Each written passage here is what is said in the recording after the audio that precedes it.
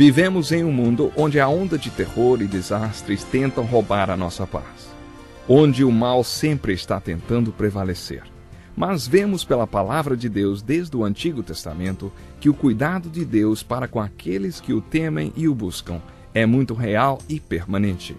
Fique atento a mais um programa Encontro com a Palavra. Aqui apresentamos a palavra de Deus como resposta a todas as mais difíceis questões da vida. Agora com você, Pastor Edson Bruno.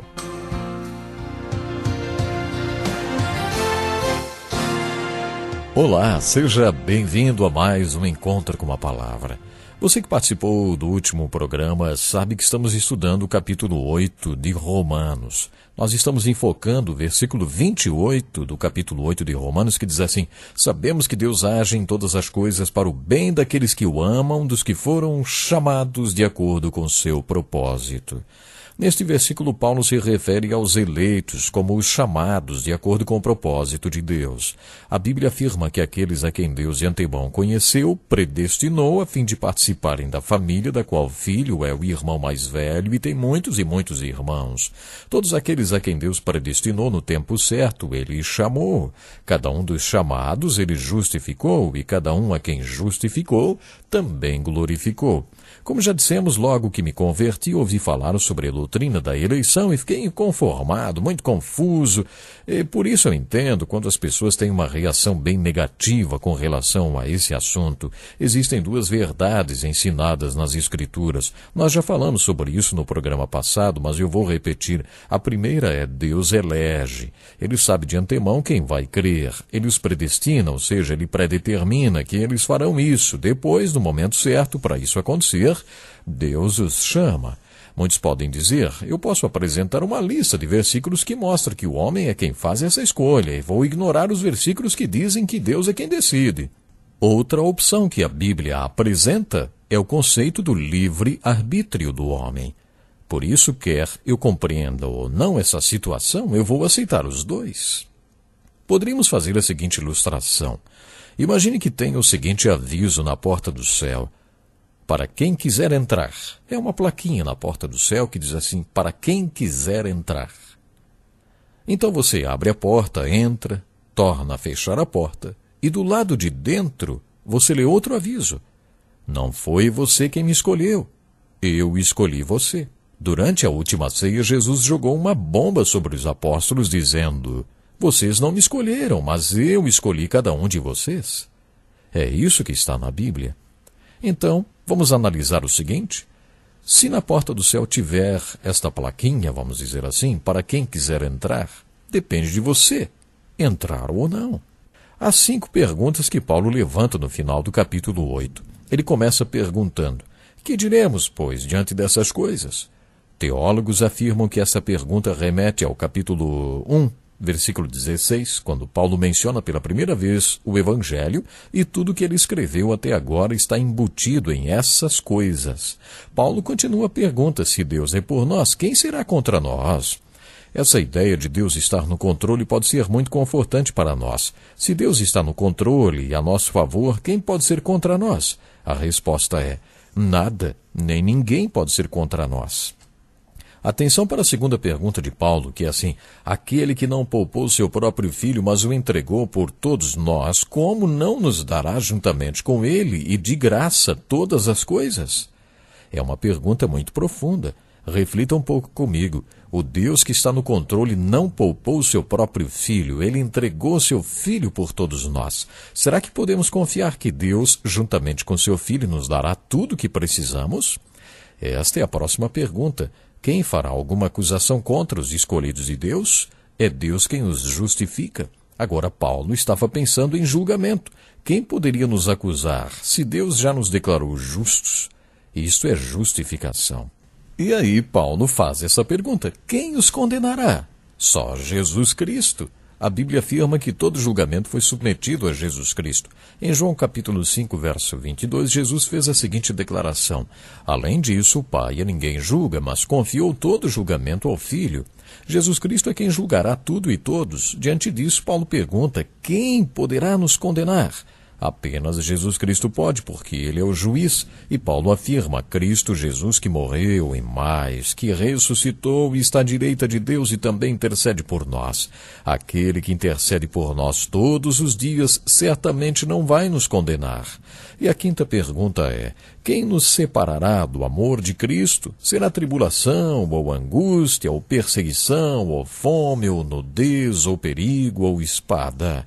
Conforme Paulo afirmou no capítulo 5, a tribulação não deve separar você de Deus, nem o estresse, nem a perseguição. Os primeiros cristãos estavam passando por perseguição. E a fome, hein? A nudez, perigo, espada. E a seguir Paulo cita o Salmo 44. Por amor de ti enfrentamos a morte todos os dias. Somos considerados como ovelhas destinadas ao matadouro. Mas em todas essas coisas, Paulo diz, somos mais que vencedores por meio daquele que nos amou. Finalizando o capítulo 8, Paulo escreveu esta doxologia tão bonita, uma das passagens mais importantes da Bíblia sobre certeza. Pois estou convencido de que nem morte, nem vida, nem anjos, nem demônios, nem o presente, nem o futuro, nem quaisquer poderes, nem altura, nem profundidade, nem qualquer outra coisa na criação será capaz de nos separar do amor de Deus que está em Cristo Jesus nosso Senhor. Memorize esses versículos.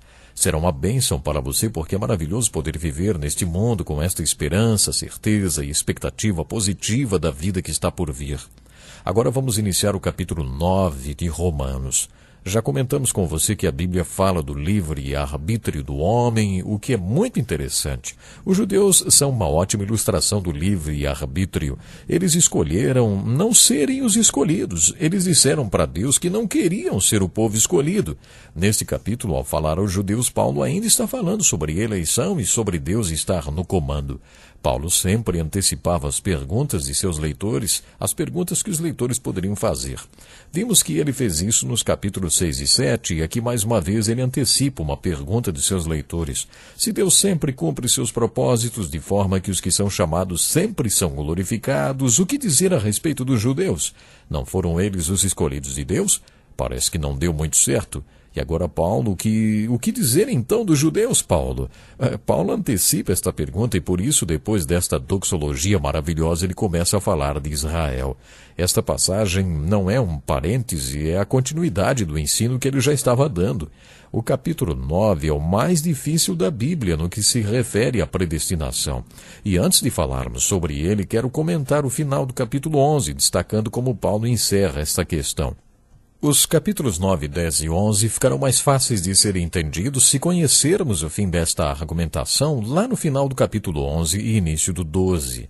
Acompanhe comigo, diz assim, ó profundidade da riqueza, da sabedoria e do conhecimento de Deus! Quão insondáveis são os teus juízos e inescrutáveis os seus caminhos! Quem conheceu a mente do Senhor? Ou quem foi seu conselheiro? Quem primeiro lhe deu para que ele o recompense? Pois dele, por ele, para ele são todas as coisas. A ele seja glória para sempre. Amém. Este é o final do capítulo 11 e o 12 começa assim, Portanto, irmãos, rogo-lhes pelas misericórdias de Deus que se ofereçam em sacrifício vivo, santo e agradável a Deus. Esse é o culto racional de vocês. Não se amoldem ao padrão deste mundo, mas transformem-se pela renovação da sua mente, para que sejam capazes de experimentar e comprovar a boa, agradável e perfeita vontade de Deus. Aqui Paulo está dizendo que o conhecimento de Deus é infinito. Você já pensou nisso? No quanto Deus sabe? Bom, o conhecimento de Deus é infinito, é imensurável. E a sabedoria de Deus, hein? Será que Deus sabe o que fazer com tudo que Ele sabe?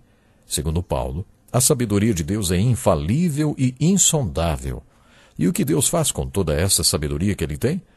Como tudo o que ele faz é baseado no que ele conhece e quer fazer, concluímos que as decisões de Deus são inquestionáveis. Paulo afirma que os caminhos de Deus são incompreensíveis, mas ele não foi o primeiro a fazer esta afirmação. Deus já havia dito a mesma coisa através de Isaías, pois os meus pensamentos não são os pensamentos de vocês, nem os seus caminhos são os meus caminhos. Assim, como os céus são mais altos do que a terra, também os meus caminhos são mais altos do que os seus caminhos, e os meus pensamentos mais altos do que os seus pensamentos. Diante desta verdade, não pensamos como Deus pensa. Você acha que vamos conseguir entender tudo o que aprendemos na Bíblia? Os caminhos de Deus são incompreensíveis. Percebemos um certo tom irônico de Paulo ao dizer que Deus não precisa de conselhos nem de orientação de ninguém. Você já tinha parado para pensar nisso? Será que quando você ora a Deus, precisa ficar dando dicas e instruções para Deus? Deus não precisa dos seus conselhos nem instruções. Mais uma vez, Paulo está ensinando sobre a soberania de Deus. Deus está no controle, não precisa de nada, de ninguém. Um dos grandes problemas que as pessoas encontram na eleição é pensar como é possível Deus não ter escolhido todo mundo para ser salvo. Vamos inverter essa questão. Será que Deus tem a obrigação de salvar alguém? Deus deve alguma coisa para alguém? Tem gente que ora como se fosse o cobrador de Deus. Deus não deve nada para ninguém. De onde você tirou a ideia de que Deus tinha que salvar todo mundo, hein? A verdade é que Deus não tinha a obrigação de salvar ninguém. E se ele salva é por causa da sua misericórdia e graça. A graça de Deus se manifesta quando recebemos dele o que não merecemos. A misericórdia de Deus se manifesta impedindo que recebamos aquilo que mereçamos. A palavra misericórdia é usada 366 vezes na Bíblia, uma vez para cada dia do ano e uma extra para o ano bissexto, porque precisamos da misericórdia de Deus todos os dias. Misericórdia. Deus tem misericórdia de nós. Essa é a verdade. Vemos isso em toda a Bíblia. A misericórdia é um dos atributos de Deus. Paulo destaca aqui, no final do capítulo 11 de Romanos, que Deus é e sempre foi a fonte e força propulsora de tudo que ele planeja e faz. Não podemos nos esquecer que a glória de Deus é e sempre foi o propósito pelo qual Deus planeja e faz tudo o que faz neste mundo e em nossas vidas. Se entendermos isso, podemos compreender melhor a doutrina da eleição e predestinação. Espero que tudo isso que comentamos até aqui de alguma forma influencie na sua forma de orar. Devemos nos render de maneira incondicional aos planos e propósitos de Deus à medida que Ele os revela para nós. Devemos nos sacrificar continuamente pelos planos e propósitos de Deus. Devemos também nos santificar voluntária e completamente para os planos e propósitos de Deus. Podemos experimentar Deus trabalhando em nós à medida que cumprimos seus planos e propósitos. Devemos amar e adorar a Deus de maneira inteligente e racional, à medida que cumprimos seus planos e propósitos. E como os pensamentos de Deus não são os nossos pensamentos, devemos pedir a Deus que nos transforme intelectualmente de maneira sobrenatural. Paulo chama isso de renovação da mente, para que estejamos em alinhamento com os planos e propósitos de Deus neste mundo e em nossas vidas. Esta é a nossa oração por você hoje. Meu desejo é que você possa estar em alinhamento com Deus, andando nos propósitos de Deus, e assim a sua vida será muito mais do que vitoriosa. Deus lhe abençoe e até o próximo programa.